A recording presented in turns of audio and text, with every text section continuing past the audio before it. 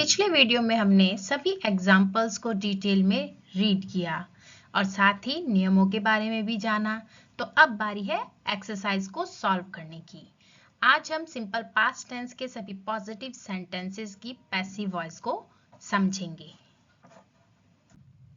हमारा पहला सेंटेंस है मदर कुक्ड द फूड। जैसे ही हम सेंटेंस को रीड करते हैं, हमारा पहला स्टेप होना चाहिए रिकॉग्नाइज द सेंटेंस। हमें सेंटेंस को रिकॉग्नाइज करना चाहिए। जैसे ही हम सेंटेंस को रीड करते हैं, तुरंत बाद recognise the sentence. Recognise the sentence से मतलब क्या है कि ये पॉजिटिव है, नेगेटिव है या फिर ये एक इंटरोगेटिव सेंटेंस है। अब गिवन सेंटेंस में ना तो नॉट दिया हुआ है और ना ही क्वेश्चन मार्क लगा हुआ है, तो जाहिर सी बात है कि ये ना तो नेगेटिव है और ना ही इंटरोगेटिव सेंटेंस है। तो बचा क्या? पॉजिटिव। तो ये एक पॉजिटिव सेंटेंस है। ये जो स्टेप्स मैं आपको आगे बताऊंगी, ये मेरे खुद के जनरेट किए हुए हैं। वो इसलिए मैंने किया ताकि मैं इजी से इजी मेथड द्वारा आपको एक्टिव से पैसिव वॉइस बनाना सिखा सकूं। तो अब पहला स्टेप क्या है? Recognise the sentence. आपने सेंटेंस को रिकॉग्नाइज कर लिया कि ये एक पॉजिटिव सेंटेंस है। अगला स्टेप आपको क्या करना है कि इसका स्ट्रक्चर तैयार करना है। अब स्ट्रक्चर, गिवन सेंटेंस का स्ट्रक्चर बनाने के लिए आपको कोई कंफ्यूजन क्रिएट करने की जरूरत नहीं है। जैसे जिस पोजीशन में आपका गिवन सेंटेंस है, सेम पोजीशन में आपको अपना स्ट्रक्चर तैयार करना है। जैसे मदर क्या है? आपका सब्जेक्ट है। मदर के बाद क्या लिखा हुआ है? Cooked, verb. और उसके बाद द फूड, ये क्या है? आपका ऑब्जेक्ट है। तो जब आप स्ट्रक्चर तैयार करोगे तो सब्जेक्ट की जगह मदर लिख दीजिए, वर्ब की जगह कुक्ड और ऑब्जेक्ट की जगह द फूड। तो ये तो क्या हो गया? आपका स्ट्रक्चर तैयार हो गया। इसके बाद जो आपका अगला स्टेप आता है वो आता है रिकॉग्नाइज द टेंस। अब आपको क्या करना है कि टेंस को रिकॉग्नाइज करना है। आपने सेंटेंस को रिकॉग्नाइज कर लिया, स्ट्रक्चर भी तैयार कर लिया और अब आपको टेंस को रिकॉग्नाइज करना है कि ये कौन सा टेंस है। सब्जेक्ट के साथ वर्ब की सेकेंड फॉर्म लिखी हुई है। तो अभी तो आपको पता है कि हम सिंपल पास्ट टेंस कर रहे हैं, तो आप इजीली बता दोगे, लेकिन जब मिसलेनियस करोगे तो आपको बहुत बड़ा कंफ्यूजन हो जाएगा। तो आप ये अच्छे से क्लियर कर लीजिए कि ये आपका कौन सा टेंस है। वर्ब की सेकंड फॉर्म लिखी हुई है तो ये हमारा सिंपल पास्ट टेंस है। अब सेंटेंस भी रिकॉग्नाइज कर लिया, स्ट्रक्चर भी बना लिया, टेंस भी रिकॉग्नाइज कर लिया। अब आती है हमारी पैसिव वॉइस की बारी। अब हम बनाएंगे पैसिव वॉइस। तो पैसिव वॉइस बनाने के क्या नियम है? पहला नियम, सब्जेक्ट को ऑब्जेक्ट के प्लेस पर लिखेंगे। ये जो हमारा सब्जेक्ट है वो ऑब्जेक्ट के प्लेस पर चला जाएगा और उससे ठीक पहले बाई का प्रयोग होगा। और ये जो आपका ऑब्जेक्ट है वो कहाँ चला जाएगा? वो आपके सब्जेक्ट के प्लेस पर चला जाएगा। तो हमारा ऑब्जेक्ट द फूड अब क्या बन गया है? वो हमारा नया सब्जेक्ट बन गया है। और जो हमारा मदर है, जो सब्जेक्ट थी पहले, वो अब कहाँ चली जाएगी? ऑब्जेक्ट के प्लेस पर और उससे ठीक पहले बाई का प्रयोग होगा। ये पैसिव वॉइस का पहला नियम कि सब्जेक्ट ऑब्जेक्ट की जगह और ऑब्जेक्ट सब्जेक्ट की जगह ले लेगा। अब दूसरी कॉमन चीज क्या है जब हम पैसिव वॉइस बनाते हैं? दूसरी कॉमन चीज है वर्ब की थर्ड फॉर्म। आपके जितने भी पैसिव वॉइस बनेंगे एनी टेंस, उसमें वर्ब की थर्ड फॉर्म ही लिखी जाएगी। तो हमारी वर्ब की फॉर्म सेकंड फॉर्म है कुक्ड, वर्ब की थर्ड फॉर्म भी कुक्ड ही होती है। कुक की सेकंड और थर्ड फॉर्म सेम होती है, तो हमने लिख दिया कुक्ड। इसके बाद हर पैसिव वॉइस में हेल्पिंग वर्ब जरूर लिखी जाती है और हेल्पिंग वर्ब हमारे टेंस के अकॉर्डिंग लिखी जाती है, क्योंकि ये एक पास्ट टेंस है। तो पास्ट टेंस में अगर आपने नियम पढ़े हैं तो आपको पता है कि हेल्पिंग वर्ब वॉज और वर्ब का यूज होता है। किसके अकॉर्डिंग? हमारे नए सब्जेक्ट के अकॉर्डिंग। अब हमारा नया सब्जेक्ट क्या है यहाँ पर, द फूड। तो द फूड के अकॉर्डिंग हम हेल्पिंग वर्ब यहाँ पर वॉज लिखेंगे। तो अब हमारी पैसिव वॉइस क्या बन जाएगी, हमारी पैसिव वॉइस बन जाएगी the food was cooked by mother.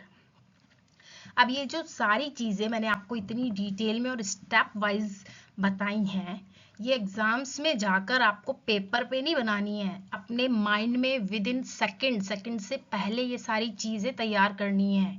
क्योंकि अगर पेपर पे लिखोगे ना तो बस एक ही सेंटेंस क्लियर होगा पूरे पेपर में और कोई इंग्लिश का काम नहीं होगा। तो आपको ये सारी चीजें अपने माइंड में सेट करनी है, पेपर पे नहीं लिखनी है। ये इतनी डिटेल मैंने आपको सिर्फ समझाने के लिए बताई है कि आपको अच्छे से समझ में आ जाए कि पैसिव वॉइस आखिर हम बनाते कैसे हैं। हमारा दूसरा सेंटेंस है father read the paper in his office. इस सेंटेंस को मैं डिटेल में क्लियर नहीं करूंगी, सिर्फ जो मेन चीज है इसमें मैं वही बताऊंगी, क्योंकि ये सेंटेंस बिल्कुल पहले वाले सेंटेंस से मिलता जुलता है। तो इस सेंटेंस में हमें पहला स्टेप क्या लेना है, रिकॉग्नाइज द सेंटेंस। उसमें क्या देखना है कि ये पॉजिटिव है, नेगेटिव है, या फिर ये एक इंटरोगेटिव सेंटेंस है। तो क्वेश्चन मार्क भी नहीं आ रहा गिवन सेंटेंस में और ना ही आपका इसमें नॉट लिखा हुआ है, तो ये एक पॉजिटिव सेंटेंस है। अब इसका स्ट्रक्चर तैयार करेंगे। स्ट्रक्चर में हम तीन चीजें देखते हैं, सब्जेक्ट, वर्ब और ऑब्जेक्ट को। तो गिवन सेंटेंस में हमारा सब्जेक्ट क्या है, फादर, वर्ब क्या है, रेड, और ऑब्जेक्ट क्या है, द पेपर। अब इसमें बचा क्या, इन हिज ऑफिस, ये क्या है, remaining part of the sentence. अब यहाँ पर एक प्रॉब्लम आती है कि भाई इसमें कैसे पता चलाए कि ऑब्जेक्ट इन हिज ऑफिस है या द पेपर है। इसके लिए आप हमेशा एक क्वेश्चन जनरेट कीजिए। फादर रीड, पिताजी पढ़ते हैं, क्या पढ़ते हैं, पेपर पढ़ते हैं।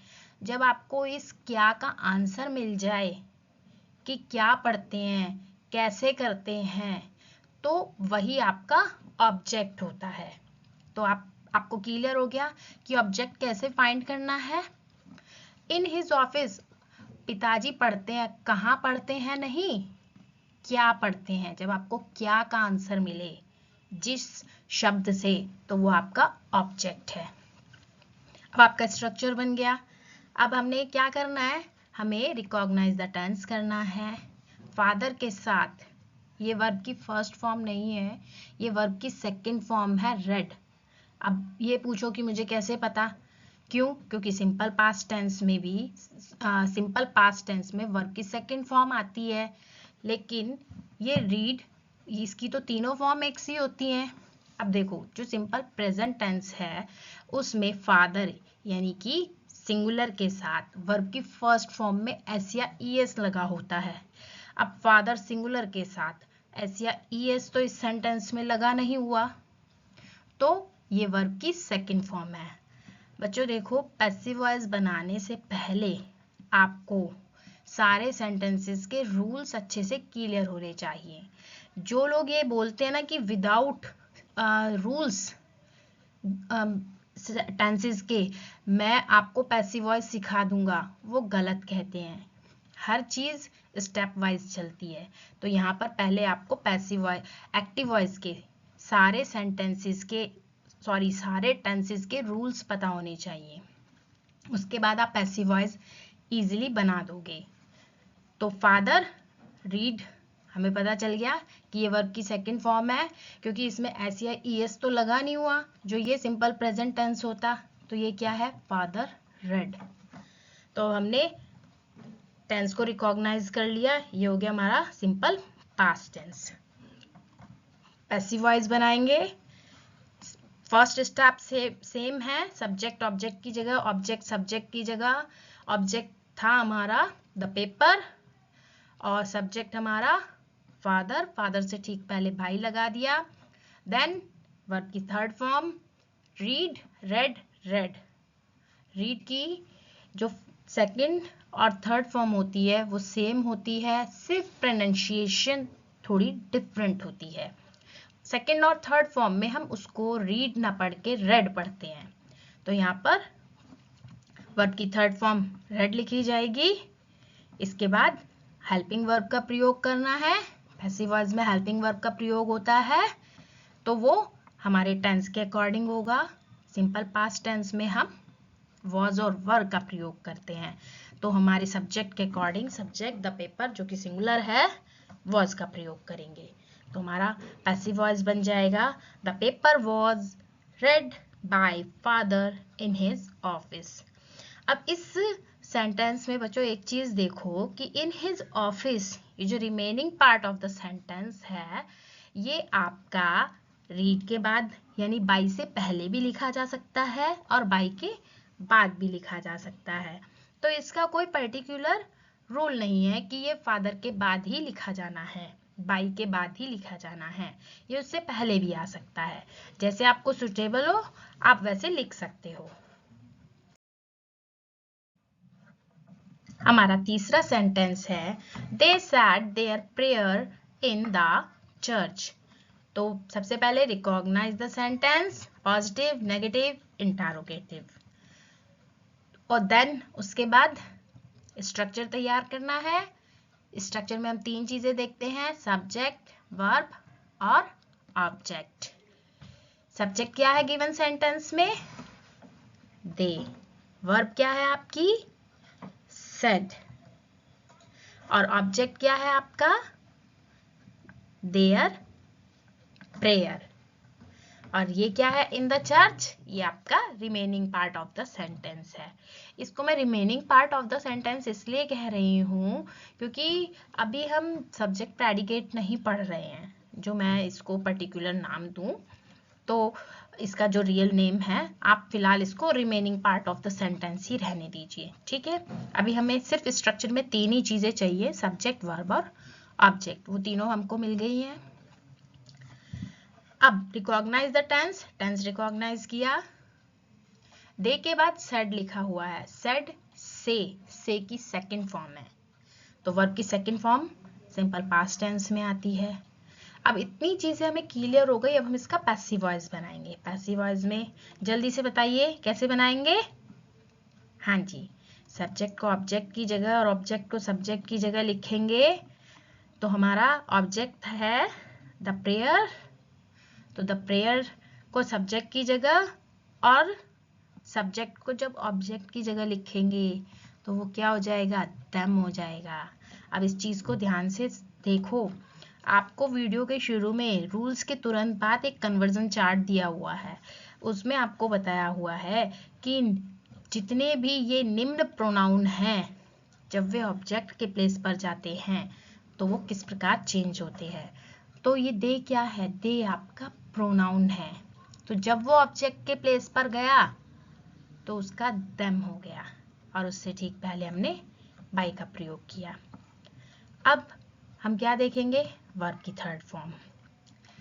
सेड की second, said means first form तो से होती है, से की सेकंड और थर्ड फॉर्म सेम होती है, तो से, सेड, सेड। अब हेल्पिंग वर्ब यूज करनी है।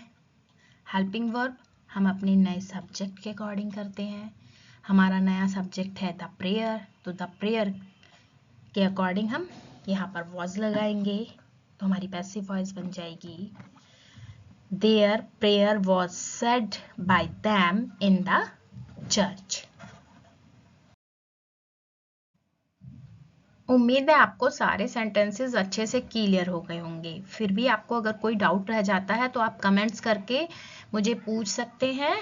और ये आंसर शीट है, चाहो तो आप यहाँ से प्रैक्टिस भी कर सकते हो।